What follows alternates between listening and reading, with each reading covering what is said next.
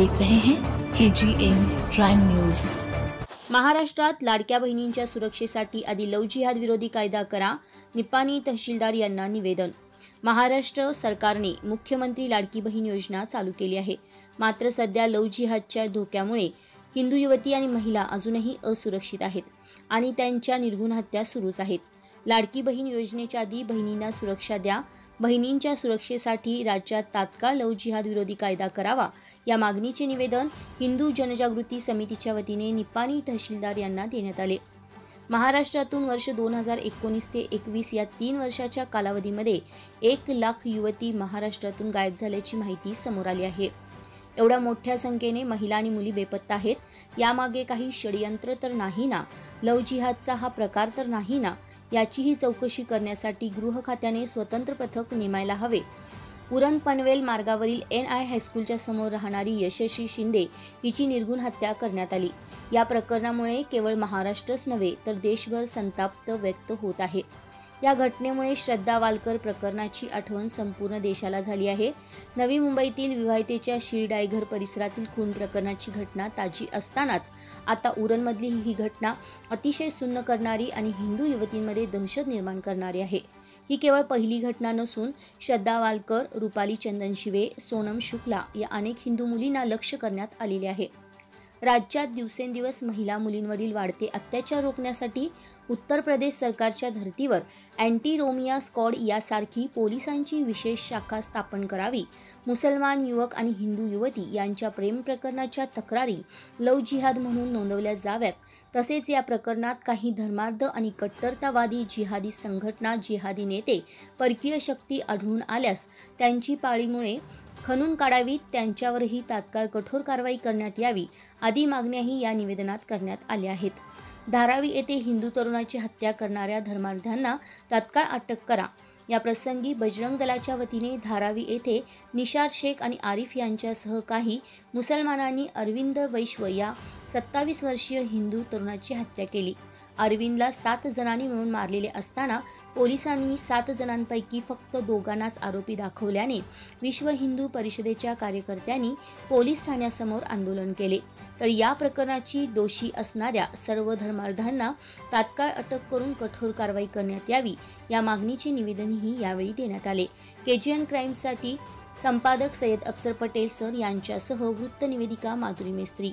तहसीलदार साहेब यांच्या माध्यमातून महाराष्ट्र शासनाने माननीय राज्य गृहमंत्री यांना हे निवेदन आम्ही या ठिकाणी देत आहोत। तर गेली काही महिन्यापासून महाराष्ट्रामध्ये अनेक हिंदू युवतींवरती लव्ह जिहादच्या माध्यमातून काही धर्मांध जिहादी मानसिकतेच्या लोकांनी अनेक हल्ला केलेला आहे। त्यापैकी परवा यशस्वी शिंदे या भगिनीचा तिच्या प्रेमाला विरोध केल्यामुळे त्यांना एकत्रित म्हणजे एका जागी गाठून त्या भगिनीला, आमच्या हिंदू भगिनीला अतिशय क्रूरतेने त्या ठिकाणी तिचे हल्ला करून हत्या केलेली आहे। तर ती हत्या अशी होती की या सार्वजनिक ठिकाणी वर्णन करता येणार नाही अशा भयानक परिस्थितीनं, कारण त्या भगिनीचं स्तन कापलं, गुप्तांगावरती चाकूचा अनेक हल्ला केलं, म्हणजे इतकी क्रूरता त्या ठिकाणी करून त्या भगिनीचा त्या ठिकाणी हल्ला केलेला आहे। त्यामुळे संपूर्ण भारतभरातील हिंदू समाज कळवळलेला आहे आणि एक रोष त्याच्या मनामध्ये निर्माण झालेला आहे। हे शांत होतं न होतं तोपर्यंत मुंबईमध्ये एका बजरंग दलच्या गोरक्षकावरती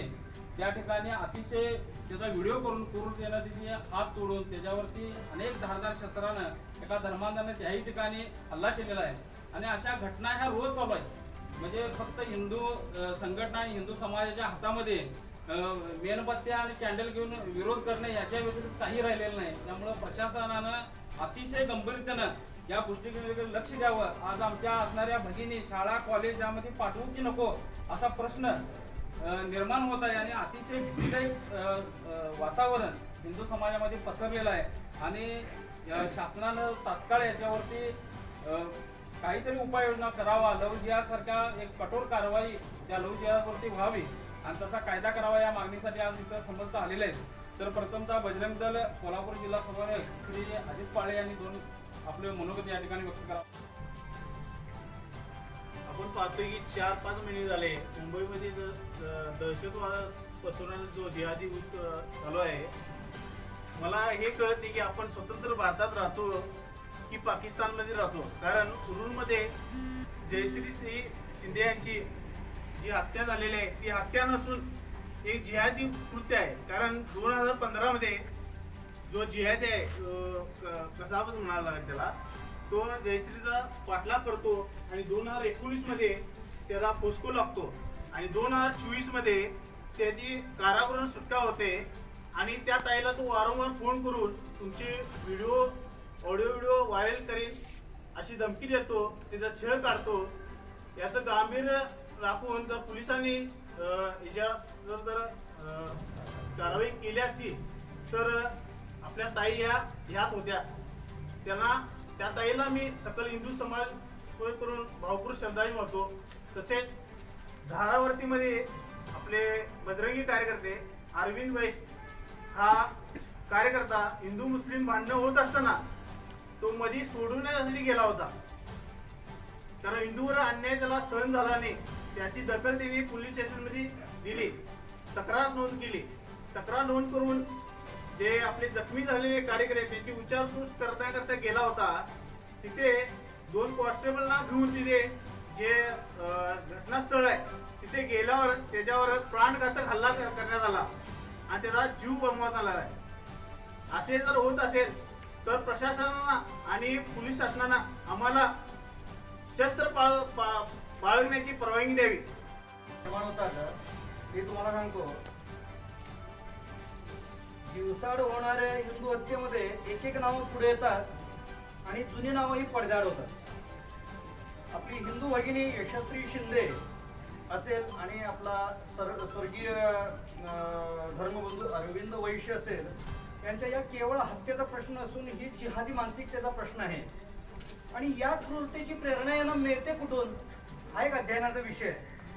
भर रस्त्यावर जनतेच्या समोर पोलिसांच्या समोर अतिशय क्रूर पद्धतीनं वार जिथं करतात त्याला कायद्याची आणि त्या अनुषंगाने होणाऱ्या परिणामाची भीती का वाटत नाही. आपल्याला छोटी गोष्ट एखादी बेकायदेशीर करत असताना आपल्या मनात एक भीती असते, पण त्या लोकांना ही भीती का वाटत नाही हा एक संशोधनाचा भाग आहे. संविधानापेक्षा वरची काही त्यांची तत्व आहेत का? कारण प्रत्येक माणूस हा संविधानाचा आदर करतो असतो आणि संविधानाची भीती ते मनात पोटात बाळगतो. मग यांना ती संविधानाची भीती नाही आहे का? दुसरी गोष्ट, अरविंद वैश्य ही प्रातिनिधिक हत्या असून ती केवळ त्या अरविंदची नसून ही प्रत्येक गोरक्षकाचे हे लक्षात घ्यायला पाहिजे. काश्मीरमध्ये कुठं काहीतरी झालं म्हणून बंगालवाले शांत राहिले, बंगालमध्ये झालं म्हणून राजस्थानवाले शांत राहिले, राजस्थानमध्ये झालं म्हणून धुळे दंगलीच्या वेळी तिथली धुळेची लोक शांत झाली, तिथं काहीतरी झालं म्हणून आता आपण शांत आहोत. म्हणजे आपण आज सुखात आहोत आणि काही लोक जात्यात आहेत हे लक्षात ठेवा.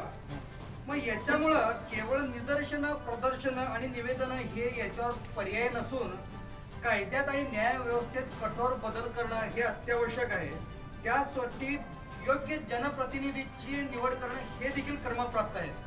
म्हणून या संविधानिक प्रक्रियेत हिंदू जोपर्यंत गाफील राहतील तोपर्यंत मागे पडून मार खात राहणार आहे.